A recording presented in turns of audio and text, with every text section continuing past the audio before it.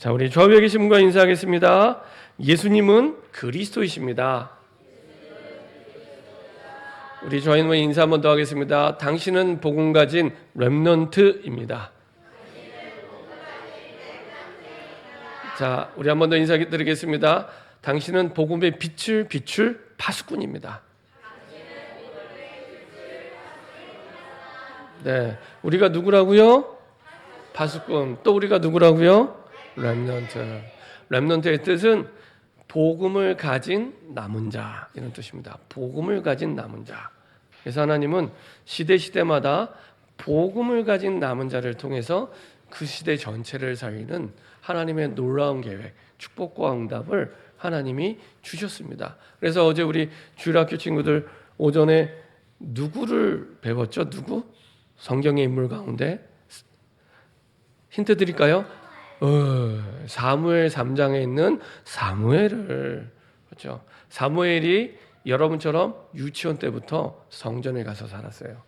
그리고 어제는 사무엘 3장은 초등학교 6학년쯤 됐을 때, 그때 하나님의 음성을 듣기 시작합니다. 하나님의 음성. 그래서 사무엘의 인생은 하나님의 음성을 듣기 전과 들은 후로 나눠지게 됩니다. 다윗도 마찬가지입니다. 다윗도 사무엘상 16장 13절에 보면은 성령의 기름 부음 받기 전과 후로 나눠지게 됩니다. 그래서 성경에서 그 이전의 삶은 짧게 얘기합니다. 그리고 그 이후의 삶은 아주 구체적으로 사건까지 얘기하면서 세밀하게 얘기를 합니다. 왜냐? 중요하니까.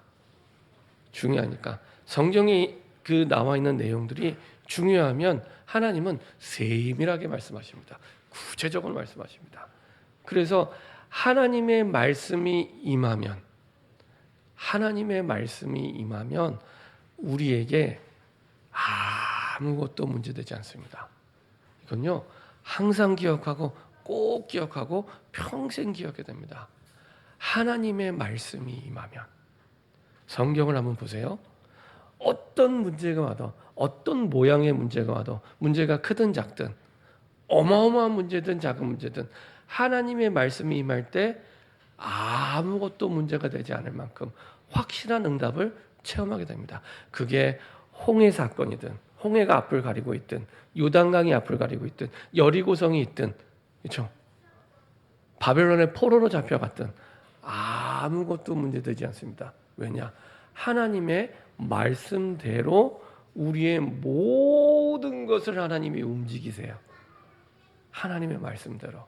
그래서 하나님의 말씀이 임하면, 그래서 우리가 힘들 때 있잖아요. 고민될 때, 낙심될 때 많은 사람들이 오해하고 착각합니다. 문제가 와서 힘든 줄 알고, 아니면 돈이 없어서 어려운 줄 알고. 그거 아닙니다. 성경에서는 한 번도 문제가 와서 힘들다, 돈이 없어서 힘들다 이렇게 말하지 않습니다. 하나님을 떠났기 때문에. 하나님을 떠났다는 얘기는 하나님의 말씀을 떠났기 때문에. 이유는 항상 그걸 얘기합니다. 하나님의 말씀을 떠났기 때문에. 그래서 한번 잘 생각해 보세요. 내가 진짜 힘들고 고민되고 낙심되고 어려울 때 진짜 하나님의 말씀 속에 이거는 하나님의 말씀이라고 확신이 있을 때였는지, 아니면은 전혀 하나님의 말씀을 잊어버리고 생각할 때인지 잘 생각해 보세요. 저는 항상 하나님의 말씀이 떠나 있을 때, 그때마다 힘들더라고요. 어렵더라고요. 왜 힘든지도 몰랐어요. 한참 뒤에, 몇십 년 뒤에 알았어요. 하나님을 떠날 때마다 내가 방황하고 하나님의 말씀을 떠날 때마다 힘들었구나. 하나님의 말씀이 임하면 그걸로 끝입니다. 하나님의 말씀이 임하면. 그래서 우리 후대들이요, 말씀을 암송하고 말씀을 자꾸 듣고 보고 말씀을 노래하는 게 얼마나 중요한 줄 아세요? 그 말씀이 우리 후대의 결정적인 순간에 딱 떠오르는 겁니다. 진짜 문제 앞에 있을 때, 진짜 방황할 때, 인생을 살다 보면은 어려운 순간이 너무 많잖아요. 그때 그 위기에서 건질 수 있는 것은 부모도 아닙니다. 하나님의 말씀밖에 없습니다.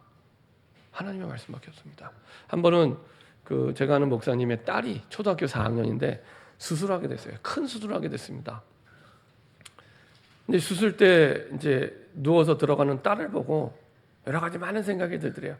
그러면서 들었던 생각이 내 딸인 줄 알았는데 하나님 딸이었구나. 내 딸인 줄 알았는데 하나님 딸이었구나. 내가 아버지지만 수술 때 실려가는 저 딸에게 해줄 수 있는 게 아무것도 없어요. 아무것도 없어요. 기도는 해줄 수 있지만, 그렇죠?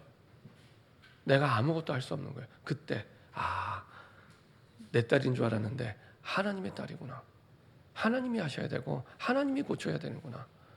그렇게 얘기하시더라고요. 맞습니다. 하나님이 그 고칠 때 쓰시는 도구가 뭡니까? 하나님의 말씀입니다. 하나님의 말씀밖에 없습니다. 그래서 하나님의 말씀이 임할 때, 그렇죠? 그 말씀을 노래하고 그 말씀을 가지고 암송하고 그 말씀이 그 인생을 붙잡고 지키고 인도하는 겁니다. 그래서 계속 말씀을 암송하고 듣게 하고 그리고 또 노래하게 하고 그 말씀이 살리기 때문에. 그래서 하나님의 말씀이 임할 때, 그렇죠? 하나님의 말씀이 임할 때.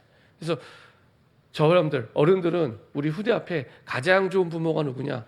하나님의 말씀에 맞다는 증인으로 설 때, 하나님의 말씀이 맞지? 라고 듣는 게 아니라 다 들어요. 다 듣고 있어요. 근데 실제로 그게 맞다는 걸 본 적이 없어요. 체험하지 못한 겁니다.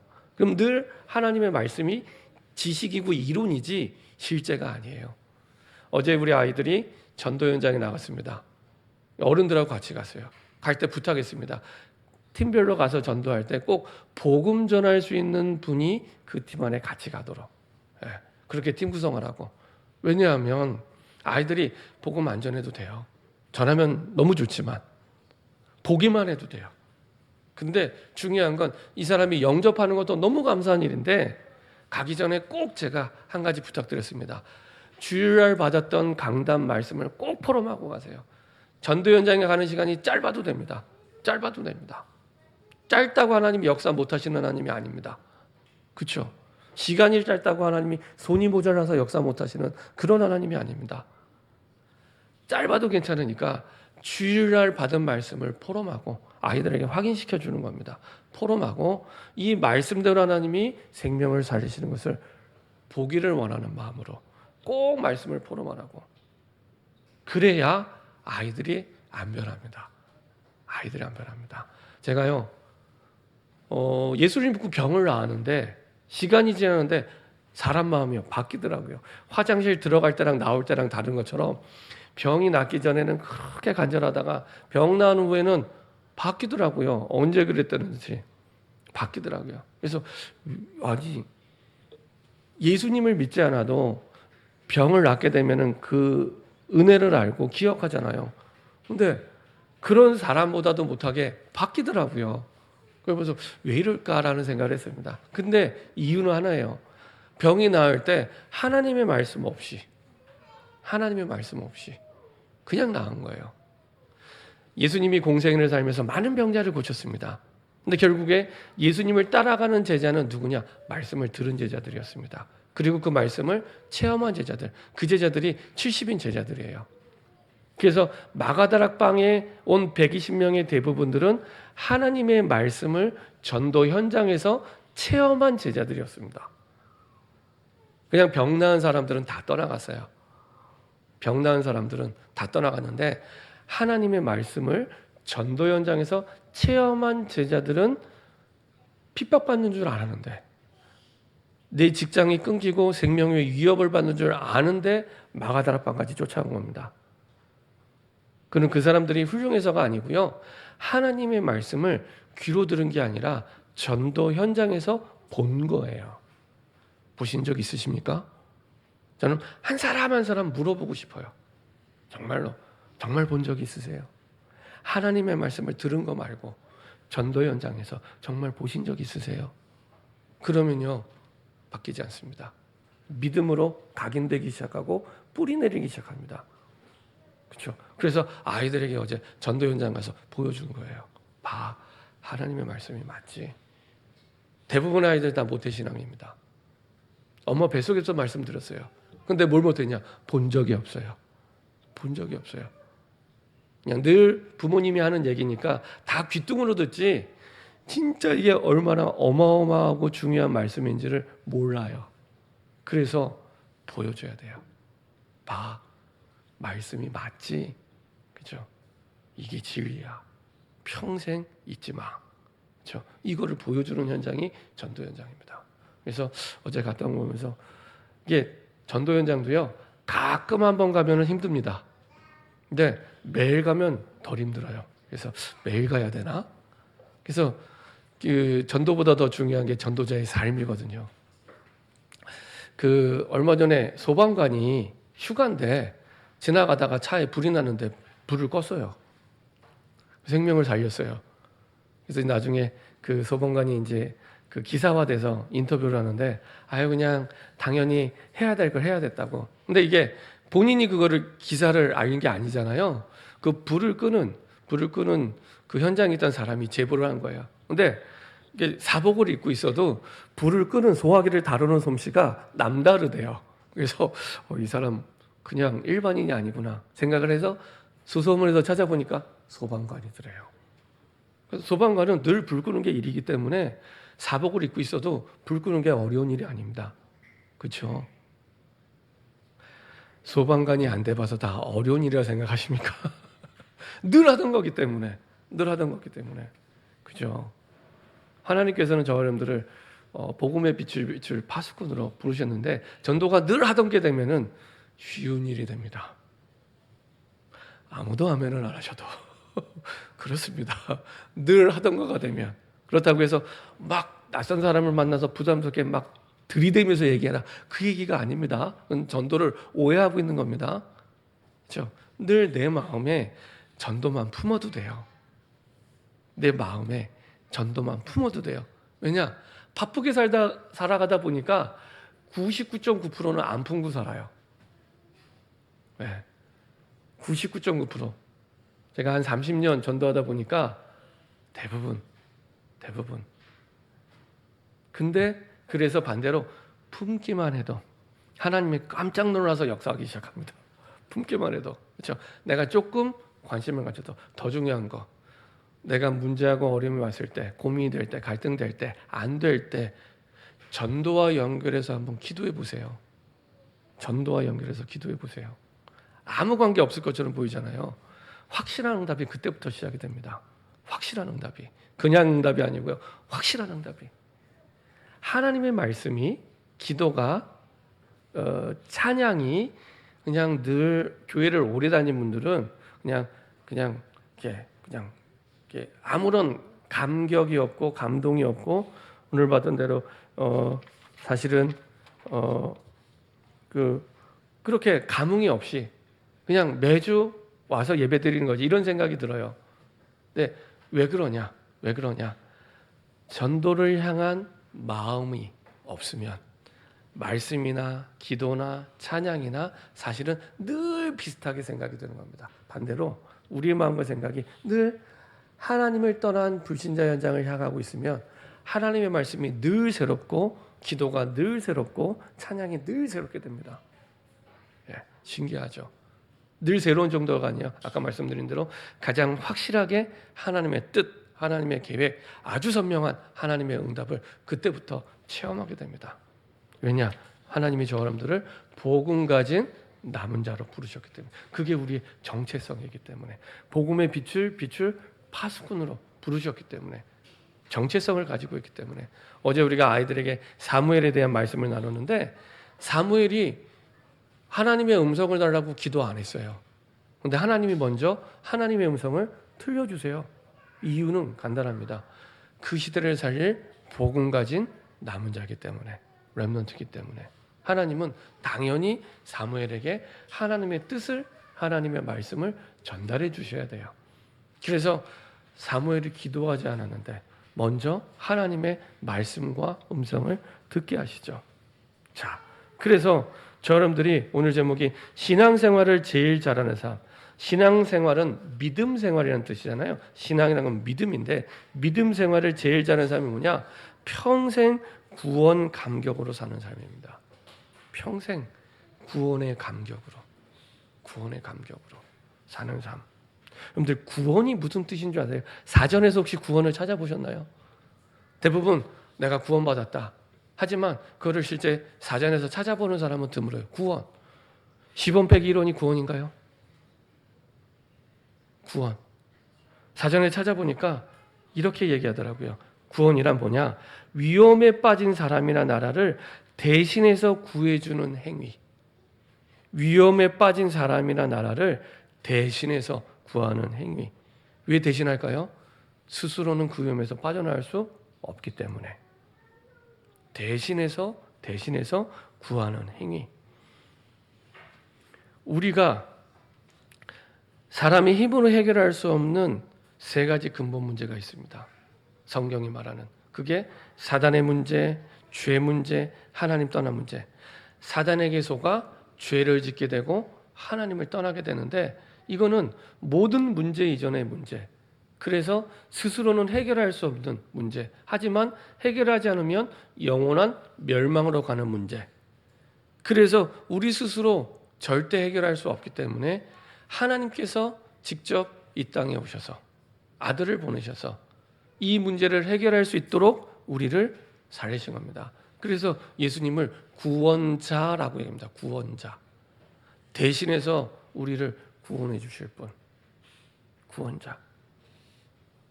자, 그래서 구원이 뭔지 아는 만큼 우리가 진짜 구원의 감격으로 살아가게 되고 넘치게 됩니다. 구원이 뭐냐? 요한복음 5장 24절 사망에서 생명으로 옮겨진 겁니다.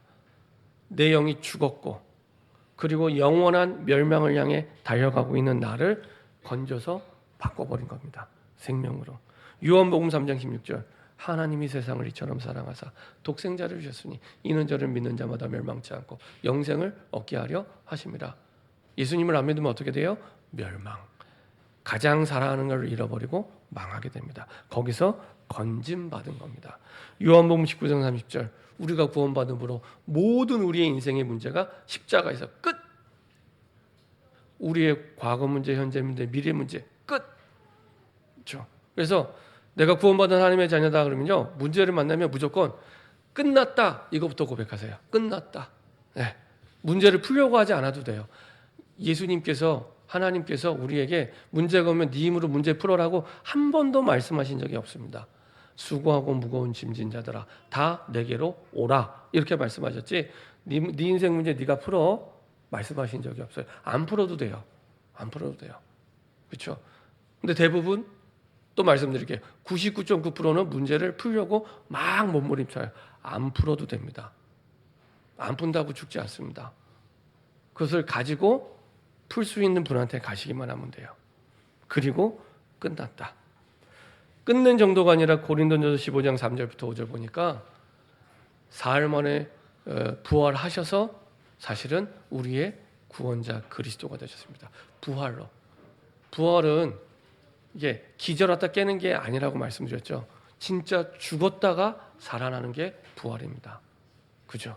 그것도 영원히 죽지 않는 부활체로 완전히 바뀌신 거죠.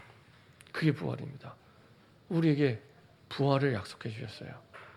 죽을 만큼 힘든 문제를 만나도 언제든지 부활의 축복을 누리도록 우리의 신분과 권세를 바꾸신 겁니다. 어마어마하죠. 구원받기만 했는데. 자, 그러면 왜 구원받아야 되느냐? 이유를 알면 더 간단해집니다. 원래 인간은 하나님과 함께할 때만 행복하도록 지음받았습니다. 근데 하나님을 떠남으로 말미암아 어떻게 떠나세요? 사단에게 속아 불신앙에서 죄를 짓고 하나님을 떠나게 됩니다. 그래서 스스로는 구원할 수 없는 거예요. 구원이라는 단어가 스스로 구원한다는 의미가 없어요. 누군가 이 사람을 구원해 준다는 의미가 구원입니다. 그렇죠? 그래서 스스로 구원할 수 없는 줄 아시고 하나님께서 직접 구원하기 위해 이 땅에 오셨죠. 그분이 그리스도로 오신 예수님. 그래서 성경에 그 예수아라는 구약의 말이 있는데 그 말은 구원이란 뜻. 그래서 신약에 더 선명하게 말씀하고 있죠. 마태복음 1장에 저희 죄를 구원할 자. 그렇죠? 자기 백성의 그 죄에서 구원할 자. 그분이 바로 예수님. 그분이 그리스도로 오신 겁니다.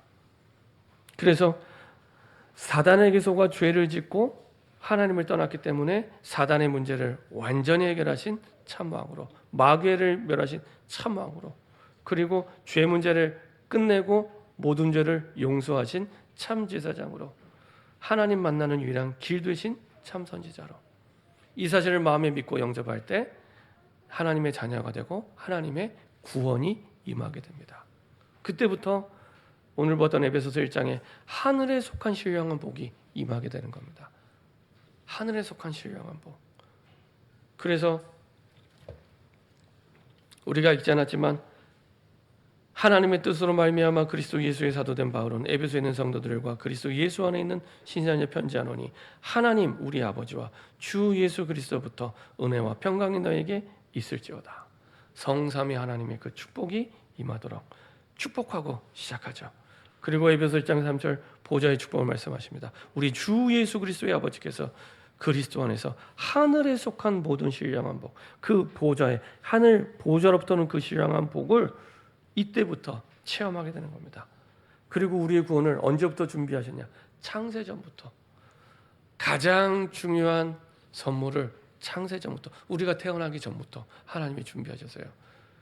우리가요, 누군가 나를 사랑하는 사람이 1년 전부터 나를 위해 나에게 꼭 필요한 걸 준비해서도 막 감격해서 막 우는데, 하나님께서 우리 인생에 가장 필요하고 가장 중요한 선물을 창세전부터 준비하셨대요. 그렇죠? 얼마나 중요했으면. 그리고 그 기쁘신 뜻대로 이루시고요. 은혜의 풍성함을 따라 죄사함을 받고요. 그리고 모든 지혜와 정말 우리에게 넘치게 하사 하나님을 알게 하고요. 그리고 때를 찬 경륜을 위하여 하나의 모든 걸 움직이고, 경륜이란 말 아세요? 경륜. 신학적인 용어라 낯선다는데요. 하나님이 의도를 가지고 경영하고 관리하는 걸 경륜 이렇게 표현합니다. 하나님이 의도하셔서, 여기 성경에는 예정하셔서, 하나님이 여러분들을 구원하기로 의도하셔서 계획을 세우시고 경영하셔서 여러분을 구원하셨대요. 그래서 하나님은 구원을 두고 모든 걸 경영하고 계시고 모든 걸 관리하고 계시고 모든 걸 의도하고 계세요. 굉장히 중요한 말입니다. 구원을 두고. 이 안에는 여러분들이 고민하는 모든 문제도 뭐에 속해 있어요? 하나님의 구원을 위해 의도하고 경영하고 관리하고 계신 거예요.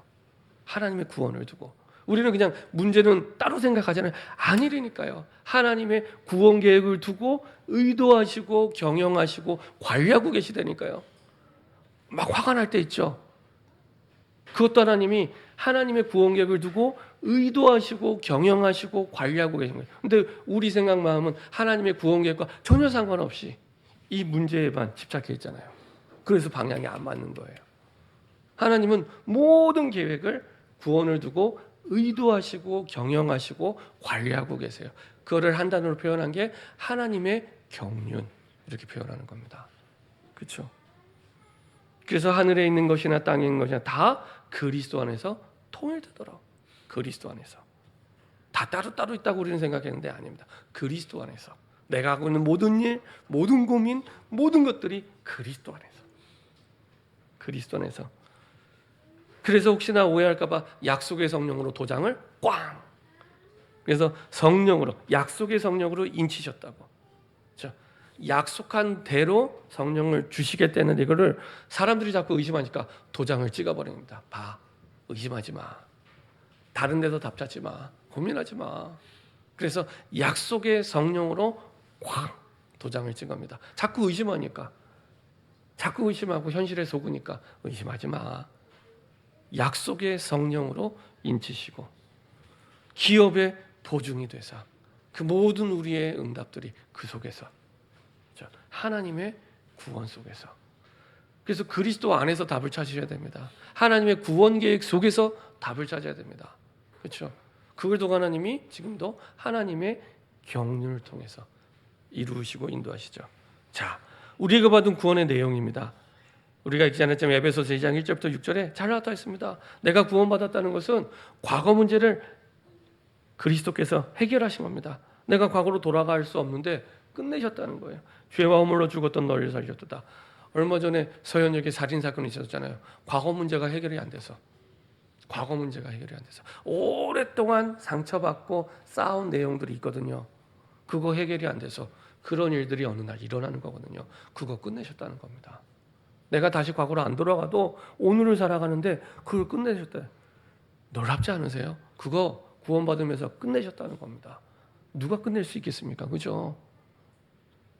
끝내셨다는 겁니다. 현재 문제, 또 문제 와요. 이것도 끝내셨다는 겁니다. 이 세상 풍속을 따라 사람들이 살아가요. 잘 사는 게 목적이에요. 뭐가 잘 사는지도 모르고 잘 사는 게 목적이에요. 그래서 하는 게 뭐냐? 이 세상 풍속대로, 세상의 흐름과 유행대로 살아가고 있습니다. 근데 이게 공중고세 잡은 자 사단을 따라가는 거예요. 여기서 해방돼요. 내가 유행 따라 살지 않아도 하나님의 뜻에 따라 살았더니 최신 유행, 하나님의 뜻에 따라 살았더니 하나님이 최고 지식, 최고 응답을 주시는 거예요.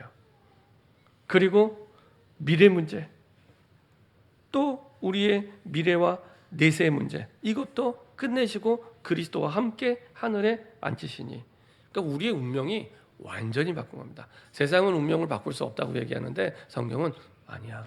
예수님을 믿기만 하면, 행위가 아니라 믿기만 하면 바뀌도록 제일 쉬운 방법을 주신 거죠. 믿기만 하면, 누구든지 믿기만 하면 바꿀 수 있도록. 예를 들면은 공부 1등 해야지 바뀔 수 있다, 운명. 그럼 저는요 평생 운명 안 바뀝니다. 제 생에 1등 해본 적이 없어요, 공부를. 그럼 저는 평생 이 모양, 죄송합니다, 이 꼴로 살아가다가 망해야 되는 겁니다. 근데 그런 커트라인 없이 믿기만 하면, 그렇죠? 하나님이 제일 쉬운 방법으로 우리에게 구원을 약속해 주셨습니다. 결론입니다. 신앙생활을 제일 잘하는 사람, 성경에서 하나님의 모든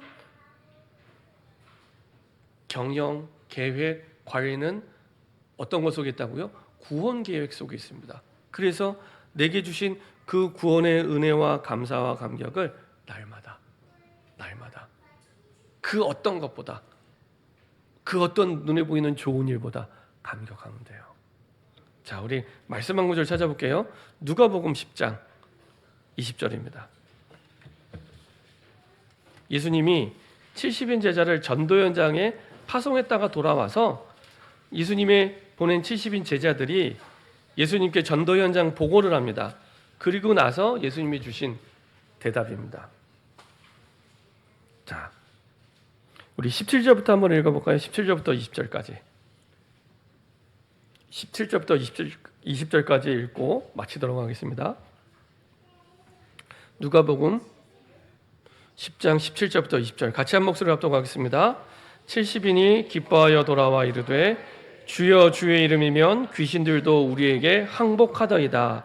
예수께서 이르시되 사탄이 하늘로부터 번개같이 떨어지는 것을 내가 보았노라. 내가 너희에게 뱀과 정갈을 밟으며 원수의 모든 능력을 제어할 권능을 주었으니 너희를 해칠 자가 결코 없으리라. 그러나 귀신들이 너희에게 항복하는 것으로 기뻐하지 말고 너희 이름이 하늘에 기록된 것으로 기뻐하라.